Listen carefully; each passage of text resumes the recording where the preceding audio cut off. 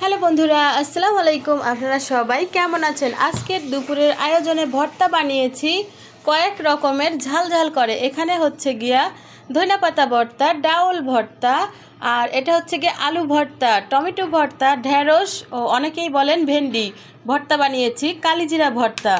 একদমই ঝাল ঝাল করে বানিয়েছি। আর এই ভর্তাগুলোই আজকের দুপুরের আয়োজনে। আর শুধু আমরা খাবো না, আমার বাচ্চারা ছোট ছোট বলে ওদের জন্য ঝাল কম দিয়ে একদমই ভর্তা বানিয়েছি। একই আইটেমগুলো ওদের জন্য, এগুলো হচ্ছে গিয়া ঝাল কম দিয়ে, এগুলো বাচ্চারা খাবে। কেমন হয়েছে অবশ্যই সবাই কমেন্টে জানাবেন। আর আমার মতো বাচ্চাদের কম ঝাল দিয়ে একই খাবার রান্না করে খাওয়ান, সেটাও কমেন্টে জানাবেন। আর কার কার ভালো লাগলো আর কে কে খাবেন অবশ্যই দাওয়াত রইল, চলে আসবেন। আজকের আয়োজনে এগুলোই।